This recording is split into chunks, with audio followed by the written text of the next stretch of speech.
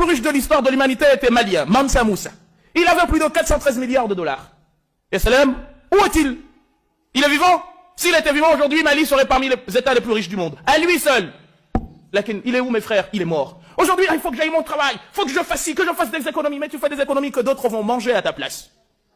La maison que tu construis, Wallah, tu ne vas pas y habiter longtemps, c'est tes enfants qui y passeront le plus de temps. Pourquoi? Parce qu'en fait, toi, tu as déjà fait la moitié, tu es en train de partir. Et ceux qui viennent, ton fils, en principe, si tu ne vas pas à ta maison, il va y passer plus de temps que toi. Et on ne réfléchit pas, mais on est en train de se battre sur des broutilles. Il est comme ci, il est comme ça. Je l'ai insulté, je l'aime pas. Il m'a insulté, je l'aime pas. Il m'a volé ci, subhanallah. Mais c'est quoi?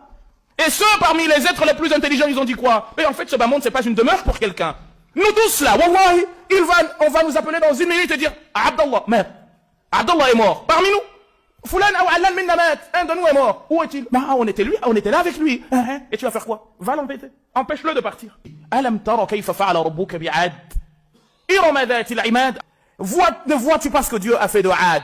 C'était des gens qui étaient tellement forts que روي أن كان تمر عليهم السنة أو المئة سنة دون أن يرون جنازة واحدة. Ils pouvaient se passer 100 ans sans qu'aucun d'eux ne voit un cercueil passer. 100 ans dans leur communauté. Eh bien Allah subhanahu wa ta'ala, il les a fait disparaître. Ensuite vous avez qui? Thamoud. وثمود الذين جابوا الصخرة بالواد, c'est du côté de la Jordanie. C'est le premier à avoir fait des tunnels dans les montagnes. Très intelligent.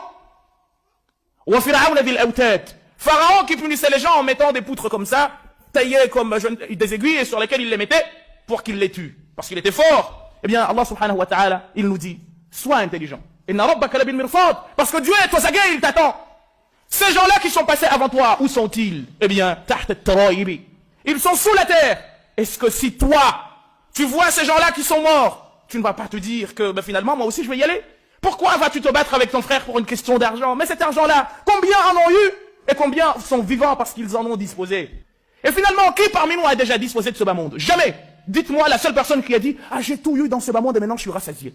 Aussi longtemps que l'on vit, on a envie. Aussi longtemps que l'on vit, on a envie de quelque chose. Eh bien, on finit jamais, on n'aura jamais ce bas monde. Pourquoi? Parce que c'est un monde trompeur. C'est un trompe-l'œil. Et sarab, c'est comme un mirage lointain. De loin, tu crois que c'est de l'eau, mais à chaque fois que tu t'en approches, tu te rends compte qu'il n'y a rien. Et donc pourquoi tu vas te bagarrer avec ton frère pour quelque chose que tu ne posséderas jamais? Est-ce qu'on vous a déjà dit que quelqu'un a eu ce bas monde, il l'a eu comme ça? Wallahi, j'aimerais tellement que vous me le donniez, mais il n'y en a jamais eu. Alors ceux-là ont vécu des années. Ils étaient forts, riches. Où sont-ils? Eh bien, ils sont tous morts. Alors Shafi'i, il résume tout et il nous dit quoi, mes frères? Et Shafi'i dit, laisse les jours faire ce que bon leur semble. Parce que la mort, aucun remède ne peut t'empêcher de subir la mort. Aucun remède. Il n'y a pas un seul remède qui t'empêchera de mourir. Mon frère, ma sœur, comprends donc, l'argent, c'est rien du tout. C'est nous-mêmes qui avons l'euro. Mais l'euro, c'est des gens comme toi qui ont dit, c'est un papier. Mais envoyez l'euro à un pygmée en Afrique, il ne sait pas ce que c'est, il va en faire du feu de bois. Et c'est ça ce que nous adorons. Malheureusement, en fait, quand on se regarde, ah, j'adore ma maison. Mais c'est pas ta maison. Tu vas mourir et tu vas la laisser. Ou elle va peut-être se refermer sur toi et ma vie, il n'y a plus de vie. Non. Je veux. Et combien t'as voulu? Est-ce que tu as cessé de vouloir? Non. Even, comprends que tu n'auras jamais de cesse de vouloir amasser de ce bas monde. Tourne-lui le dos. Ça ne veut pas dire que tu vas, cesser de travailler là. Et Salaf Salih, ils avaient un dua qu'ils faisaient. Ils disaient quoi? Allahumma ja'al ad-dunya fi ayadina wa la taj'alha fi qulubina.